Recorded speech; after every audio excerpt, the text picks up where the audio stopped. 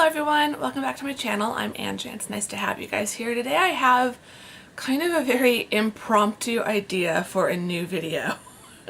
We will see how this works. But for now I am going to call these coffee chats.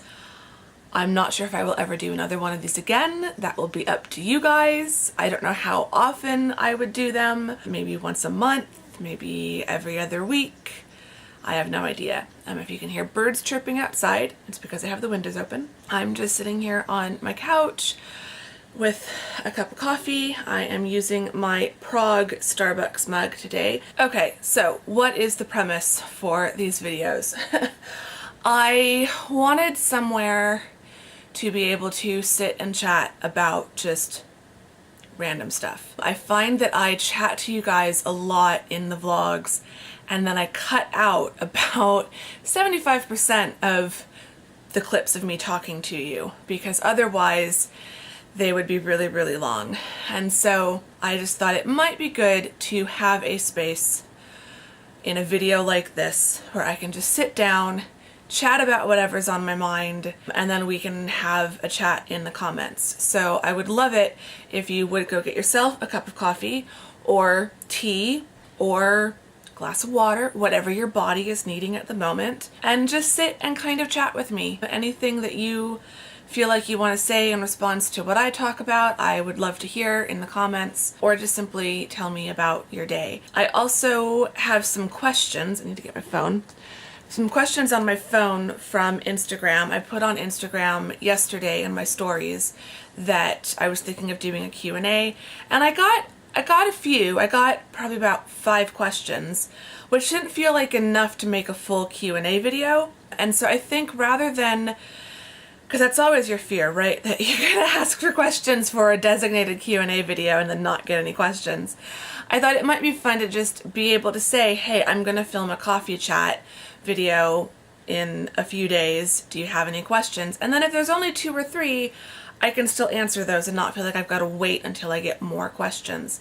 I also have my Sephora bag box for the month. When I opened it, I didn't really feel like doing a video to film it live, opening it, and then once it was open, I'm like, I'm kind of glad I didn't film this, but I would like to show you and also kind of talk through how I'm feeling about the Sephora box. So I think those are going to be the 2 main focuses for this coffee chat video, but it's going to change. Like each time I do these, it could be something completely different. It could be a play box, it could be Q&A, it could be just how I'm feeling at the time, or if something comes up during the week that I feel like is just too much to put into a vlog, then I could film a coffee chat. So we've got our coffee. I hope you've paused and gone to get your coffee or your tea or whatever, and let's get into this. So let's do the Q&A first, because there were some good questions and I don't want to shortchange any of them. I've got them up on my phone. If you are not following me on Instagram, I would really love it if you would. I will try to also put out a call for Q&A questions on Twitter, and you can always leave them in the comments of this coffee chat video and any future one, and then I will just add them to the list for the next one. So London Lux 26 asked, places in London you must go in every visit. That is a really good question. So I've been to Covent Garden every time. That's a must go. I love wandering around there. I love shopping in there. The Ted Baker in Covent Garden is really good. Yeah, I love eating at the Crusting Pipe, I think it's called, which is in the kind of central piazza covered market area of Covent Garden. Covent Garden is definitely a must go. St. Paul's has become, like, I just love, even if I don't go inside, I love just wandering around outside. And the Millennium Bridge, I tend to do that at least once every time. The summers that I spent there, I was doing that on an almost daily basis. Like, I love just walking around that whole area.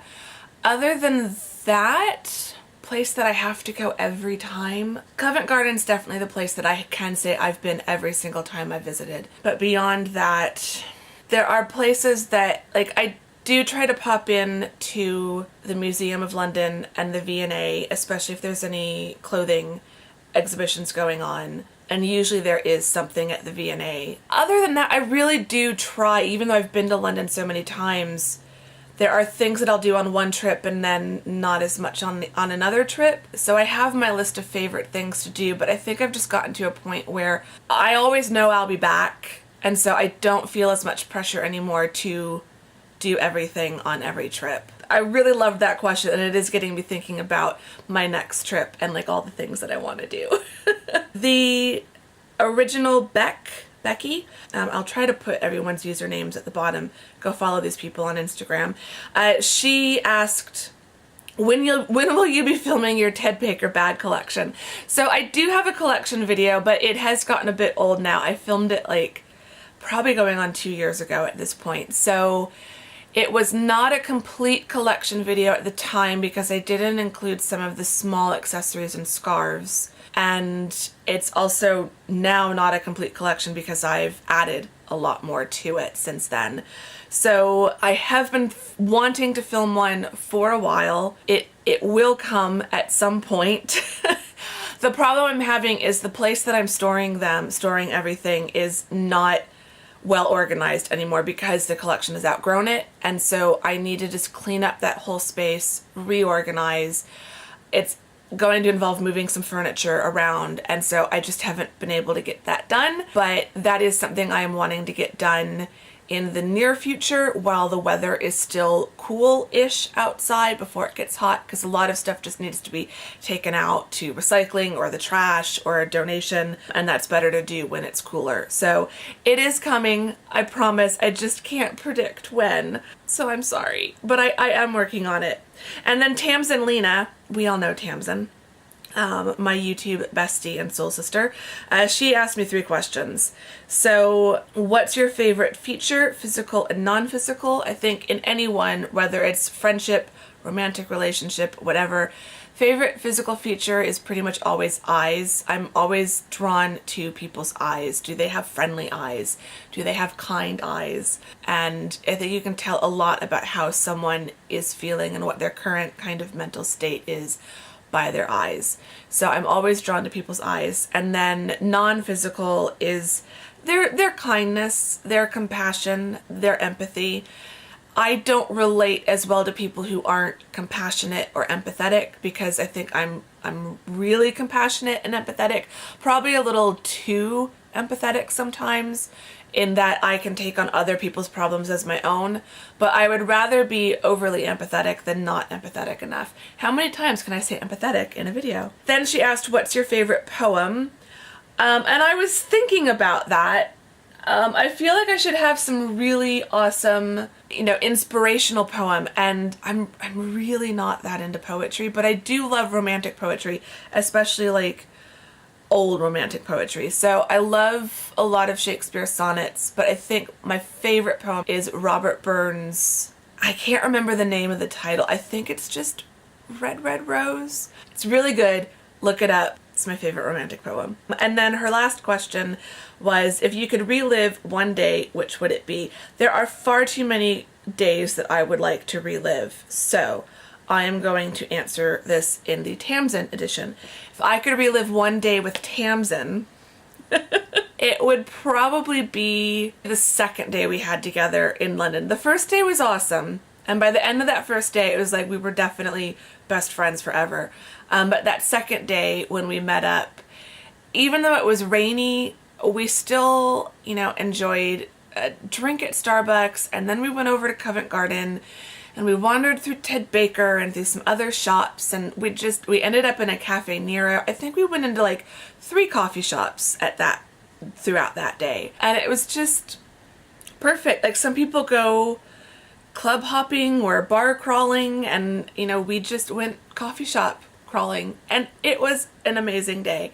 I think my runner-up for best days with Tamsin would probably be the 4th of July that we spent with her here. That day just felt like it lasted forever, and I think it's because we were just so happy and content in what we were doing and the time that we were having, and we weren't waiting for the next thing to happen. I feel like sometimes we get into this habit of not really being in the present moment. We're always waiting for the next thing, and so the time that we're in, this goes by much more quickly because we're not actually paying attention to it, but we were just so in the moment and enjoying it so much. So those are my 2 favorite days with Tamsin. So thank you for everyone who asked questions. I would love to do that more often because it is just nice to feel like I am connecting with you guys, especially now that as of last count there are, I think, 962 of you guys currently subscribed to this channel.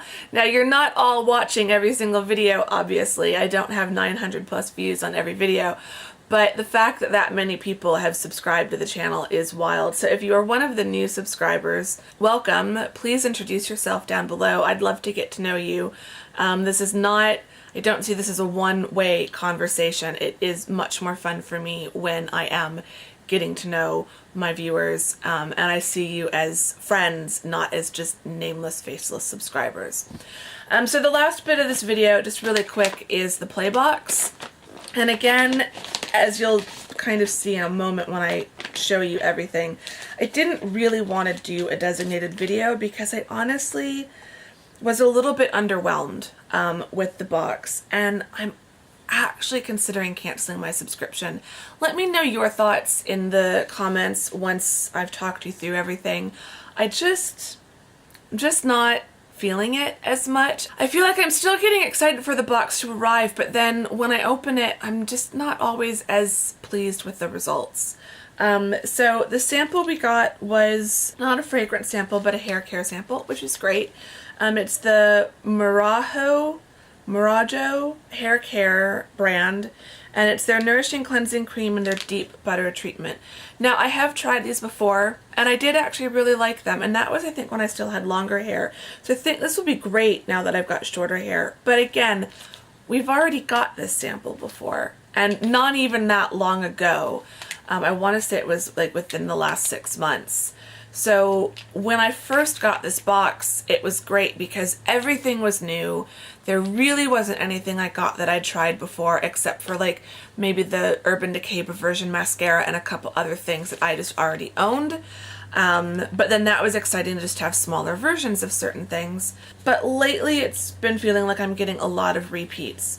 So the other repeat, one of the main things, is this Bite Matte Lip Crayon, which I love the Bite Matte Lip Crayons. They are one of my favorite matte lip colors. They are super comfortable, very hydrating. They're matte, but they're not super long staying. They're not transfer proof, which is why they're so comfortable, because they are still hydrating. So when I saw this pop out, I was really excited, and then I noticed the color at the end and it looked really familiar, and then I looked at the name and it's what was in the birthday gift last year. So I already have this. I don't really need 2 because I haven't even finished the one that I have. It's not even a color I wear every single day because even though it looks like it's a nude, it's a slightly darker nude on me, and I don't wear this in the summer. It's primarily a fall and winter color for me. So it's just like, I already have this. If I were a new shopper to Sephora, this would be an amazing thing in the play box. Because I've had the play box for 2.5 years now, and because I take advantage of the birthday gift every year, like, I already have this. We also got a little while ago, within this last year, a blush from Tarte that was the same blush that was in the birthday gift the previous year. So I already had that blush. And so it's like when we get repeats, specifically repeats of products I already have and haven't used up. Like, I don't mind getting repeats of skincare because I tend to use the skincare up, but like, I have so many lipsticks, I rarely finish one, so I don't need another lipstick. But of the products, the other 4 products I got, I don't have them, and these are nice. So this is why I'm on the fence about keeping the box or not. So we got the Belief Aqua Bomb Sleeping Mask, which is pretty nice. It looks like it's a single use, but it does seem like it's pretty big, so I might decant this into a smaller pot so that I can get 2 or 3 uses out of this over a few nights. But I love sleeping masks. I love the size of this. This would be great to take down to Sierra Vista with me and just like indulge every night for, you know, 2 or 3 nights that I'm there. Then we got the Lala Retro Whipped Cream by Drunk Elephant, a nice little pot of that. Not much of a smell. Definitely has a very kind of stiff whipped cream texture, but feels really nice on the skin. And really no scent. It doesn't smell. There might be a scent as I use it more, but just on first sniff, it seems pretty unscented to me, which is great. Then we got the Beauty Cleanser Solid Pro, a little thing of that. So again, that's pretty cool. And then the last thing is the Good Genes Lactic Acid Treatment by Sunday Riley, but it's just in a nice little tube. So that's what I got in the play box. I'm also not liking the plastic bags they keep sending. I just will never reuse these bags in the same way that I would reuse the old bags.